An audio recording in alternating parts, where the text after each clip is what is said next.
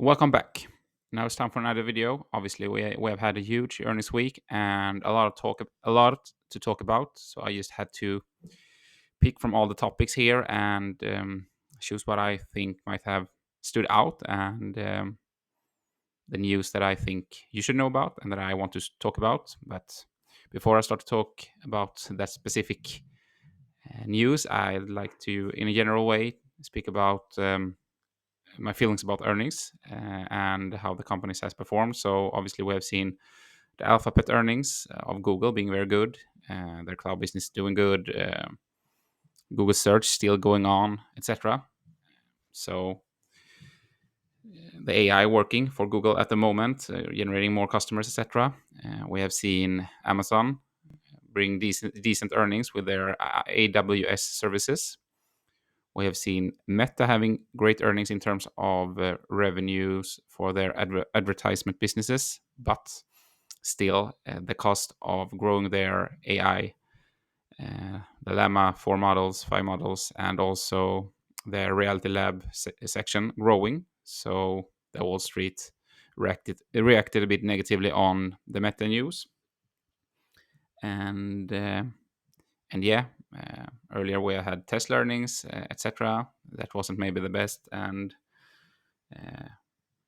yeah, today we want to talk more about a specific company that I own that's called Microsoft, a real big dog out there. And what I want to show you today is firstly the CEO, Satya Nadella, talking a bit about the earnings here, straight from the earnings call. I'm going to walk you through here the first quarter of fiscal year 2026, the results and what I see.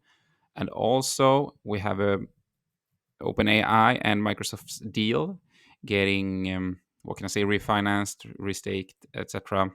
So we will now truly understand how much of OpenAI that Microsoft earns and how their relationship are going forward. And I think that's very, very important both for OpenAI but also for Microsoft. And as an investor in Microsoft, we want clarity.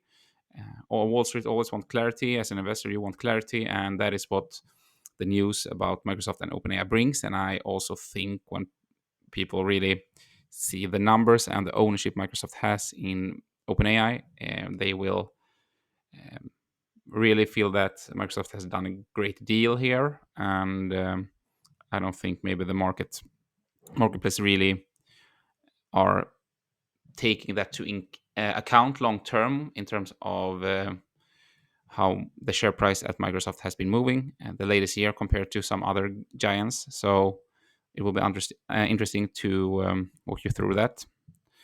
Anyway, let's continue here with Satya Nadella and a couple of minutes of the earnings call, where he will start to talk about the highlights of the earnings. I'll turn the call over to Satya.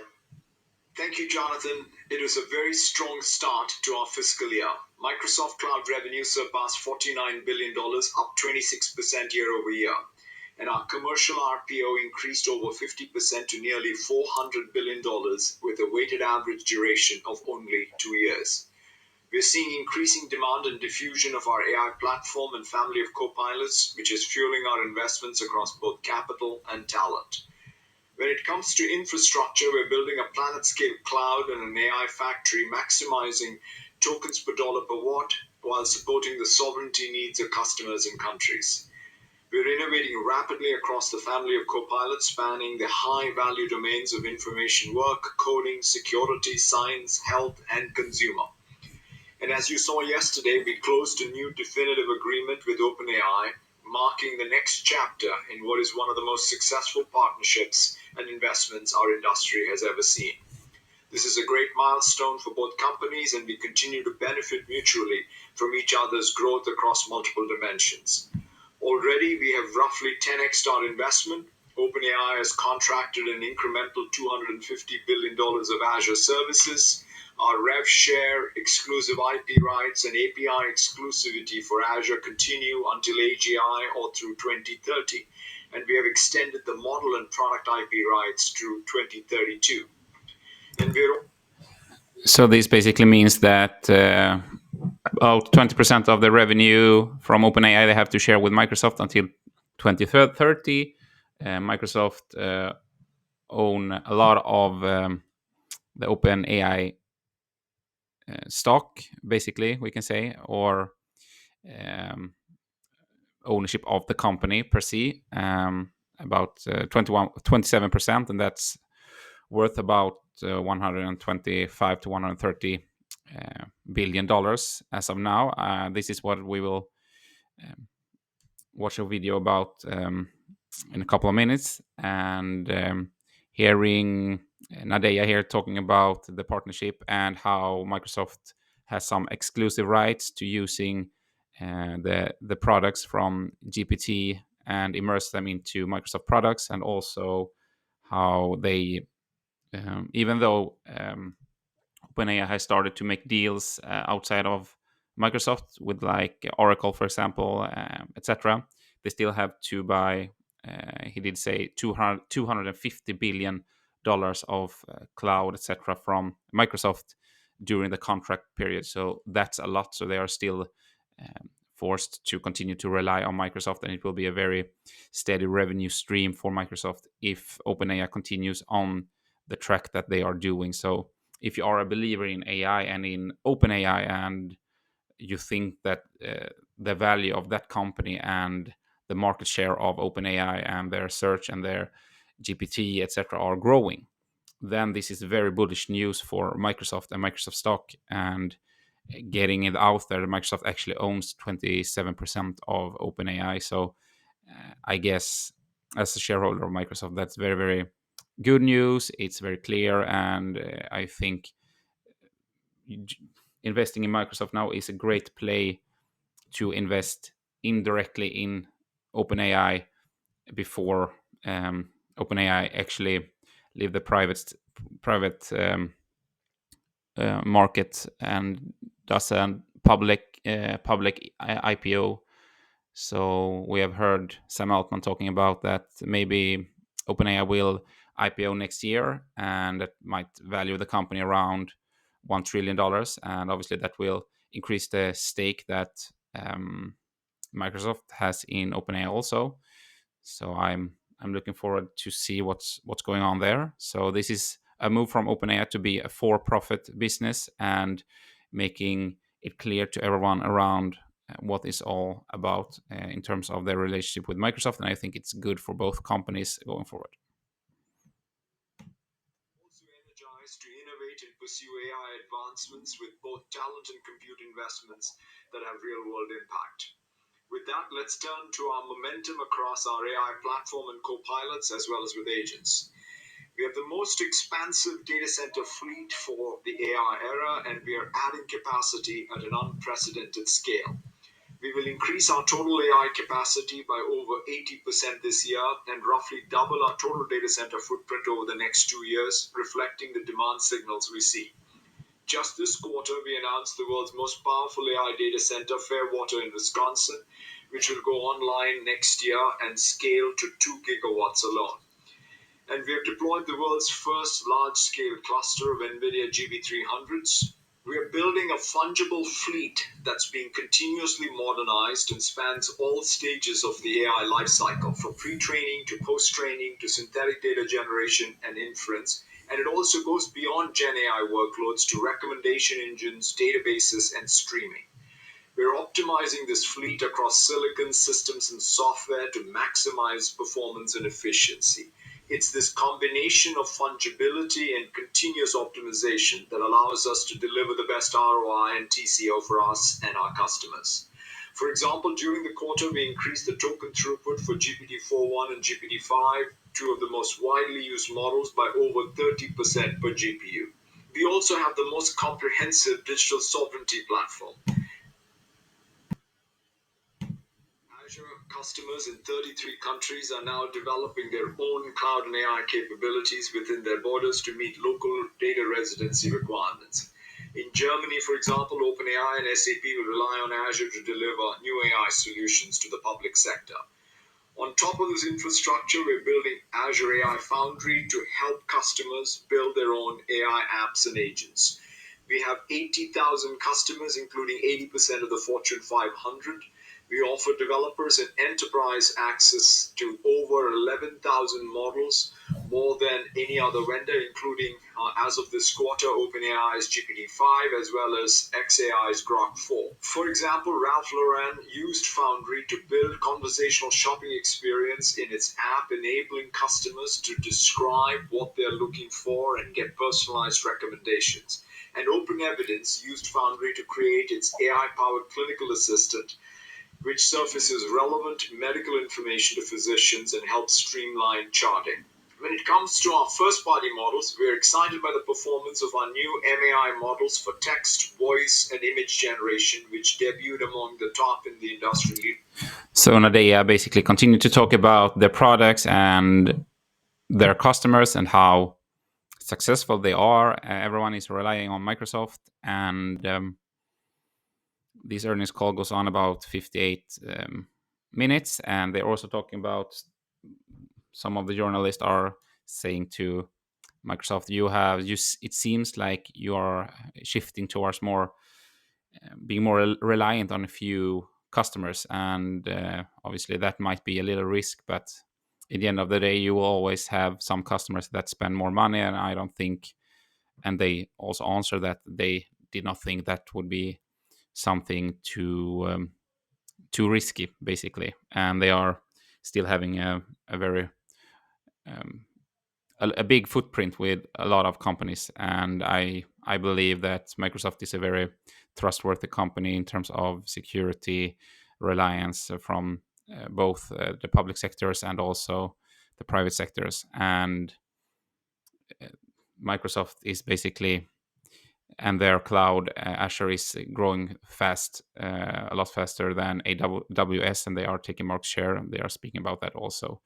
So in terms of the earnings call, nothing strange going on there. I listened to it whole, so you can be calm about that. Also, they talked about the capital expenditure going up, obviously. And what I want to say to people when they read about that, it was the same with Meta. You know, these companies, they choose what they want to spend. They can spend less and have a better earnings call, and short term the share price goes up because the earnings per share goes up. But in the end of the day, long term, they have to grab market share. They have to have the fundamentals there to provide the type of business and the type of quality in the business that customers expect. So sometimes you have to stay ahead of the curve and put down the cost for capital expenditure. And also, if you, instead of taxing away the money, the companies just might instead invest in long-term growth, and through doing that they don't have to tax on the earnings. And I think also, in terms of national policy, that the tax rate are going down, but as of this quarter, it might be some waiting before that happens, and that might also be a reason why they are spending more money at the moment. And then when the tax rates goes down, obviously you don't have to tax the earnings as much, and they will push the earnings up. So it's a bit tactics, etc. Here you can see the income statement of Microsoft since 2016. So it's a very healthy company in terms of growth, both the earnings growth and the revenue growth. As of 2025, you see here almost $300 billion in revenue, and $100 billion in earnings full year. And the balance sheet also growing, and they talked about that on the earnings call also, how fast it has been growing. You can see it has doubled since more than doubled since 2021 here, almost 2020. So these companies are feeling very good. I can also see some of the key metrics here, long term, like price per sales, return on equity, the earnings per share, etc. That we are not overpaying for the company at the moment if we are grabbing a position. So in terms of valuation, I see that Microsoft still has a decent valuation, and the growth drivers of the company is a bit more steady and higher than similar big companies. So in terms of a long-term position, I feel quite satisfied being in Microsoft. Anyway, now we're gonna head straight and go fast through the quarter results here. So this is the first quarter here. FY26 Q1 financial summary. We can see here that revenue is up 18%, 7% in constant currencies. That is what CC means. So I won't say that again. And that is the revenue increase across all segments. And also the cost of revenue is increasing a bit, driven by growth in Microsoft Cloud. The gross margin increase, so that's a good thing. And operating expenses were also up 5% here, driven by investments in cloud and AI engineering. I talked about that a bit earlier. Operating income grew 24%, up 22% in CC. Very impressive. And yeah, other income and expenses was 3.7 billion. So effective tax rate 19%, and diluted earnings per share was $3.72 per share. And here you can see some of their segments, and the growth in intelligent cloud, very impressive, 28%, and also 70% in productivity and business processes. So they basically are putting different part of their businesses in the categories here. Then the lowest growth driver at the moment is the personal computing. So that's about 4%. And going down, highlighting a bit, you can see the capital expenditure here is going up a lot. That is why the stock price did not go up after earnings, I think, even though the cash flow was amazing, up 32%. I mean, for a company in the size of Microsoft, that's just beyond belief how strong cash flow they have and how good the business are going and how the cash flow is growing. I mean, just that cash flow from operations up 32% is enough for me to just feel so good about owning the stock.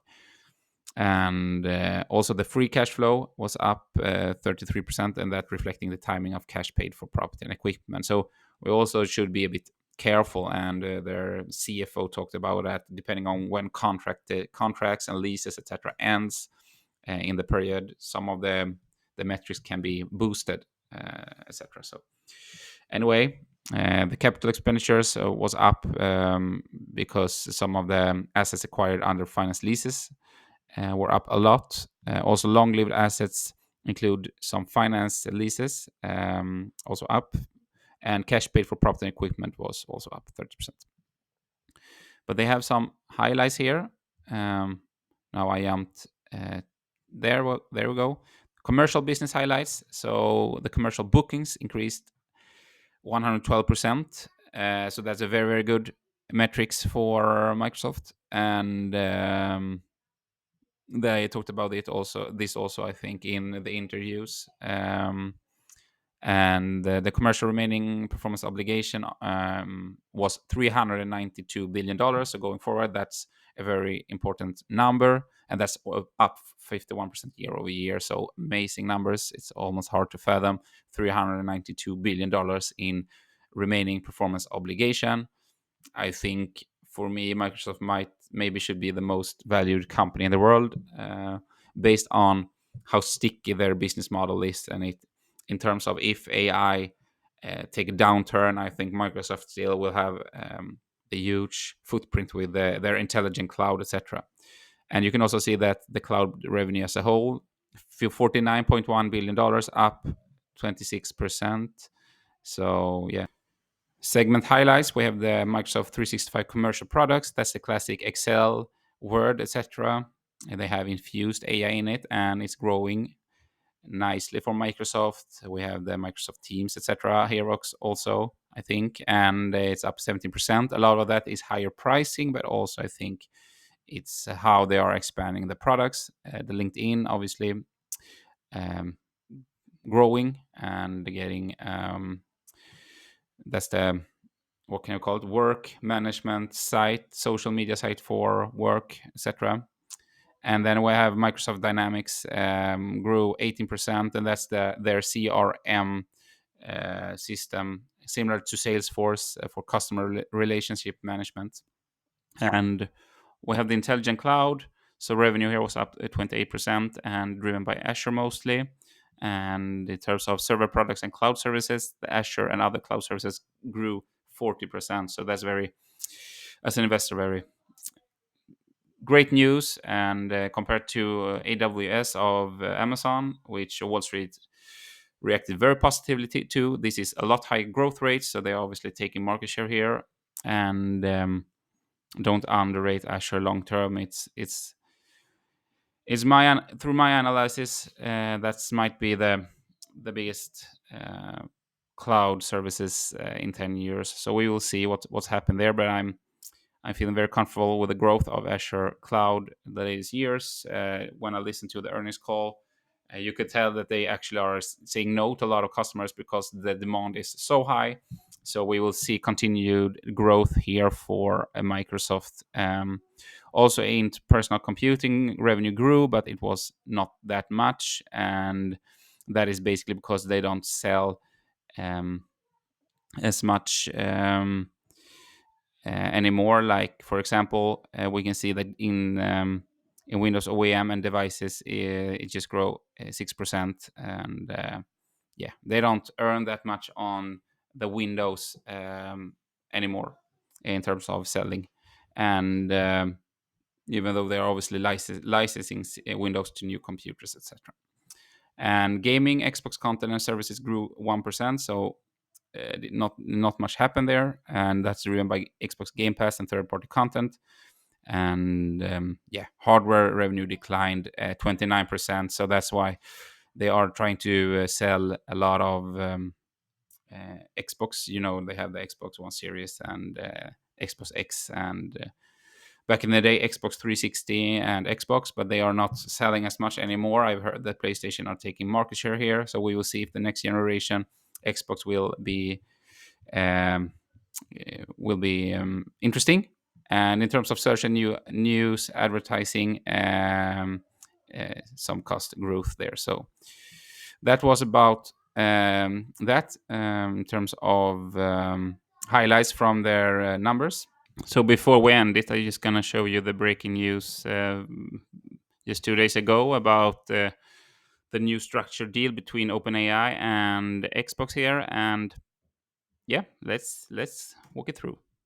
New deal, in fact, this between Microsoft and OpenAI. It's a new stake in OpenAI's PBC.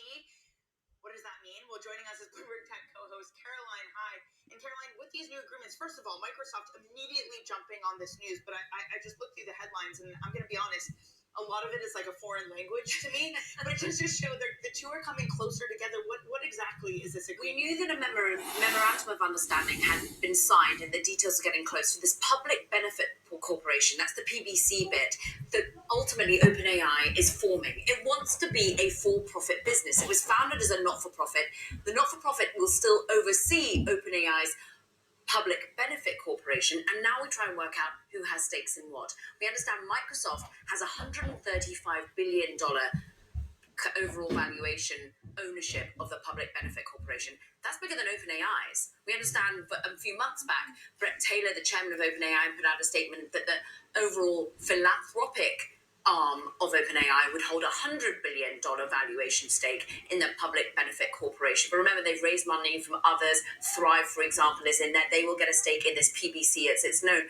But what's interesting is that OpenAI has still got a contractual obligation to buy Azure, to buy cloud from Microsoft going forward to the tune of $250 billion worth of Azure services. But this is also talking about how once AGI, once artificial general intelligence is hit in whatever form we decide that is made, what happens then? Because this was always the deal between Microsoft and OpenAI. When Microsoft first pumped money into the company, it was they would have exclusive rights to OpenAI's overall IP until AGI was hit.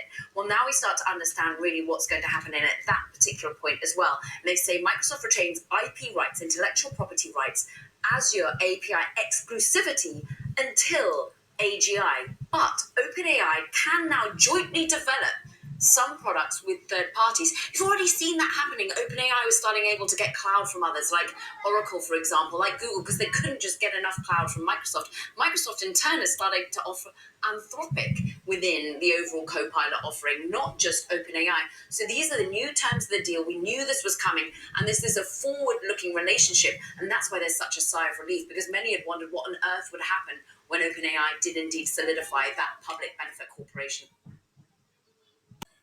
This really shows how Microsoft still has the primary access to the products OpenAI are developing, even though the ChatGPT, etc., and the solutions there are for everyone. Microsoft can still infuse the ChatGPT and products and IP into their products. So this is still a very good, I think, for investors to see that Microsoft will have an edge here in the AI market, and also that they will basically have to buy $250 billion of cloud space from Microsoft. So even though they can, OpenAI can start to have agreements with companies outside of Microsoft, Microsoft will still benefit from having that primary cloud deal, and also long term having a 27% stake in OpenAI, and also have a revenue share about 20% in the coming years. This is overall, I think, great news for Microsoft investor long term, and this indirectly investing in Microsoft, you are investing at least a fourth of OpenAI. So it's a great way of getting exposure to OpenAI, one of the most exciting companies in the world. So you should not underestimate that opportunity. If we have a one in a lifetime AI opportunity, we will see what's going on in the AI market. In the end of the day, as I say, you have to do your own due diligence, and yeah, I still hope this type of information provided to you today are you can learn something from it, and it gives you insight that you did not think about before you invest, basically. So anyway, thanks for tuning in today. Don't forget, if you like the content, to subscribe, to drop a like. That's great for the algorithm, and obviously watch other videos and keep tuned, and see if I upload any other videos going forward. Obviously I will, because this is very fun to do. Anyway, thanks for tuning in, and have a great day, and happy Halloween. Yeah.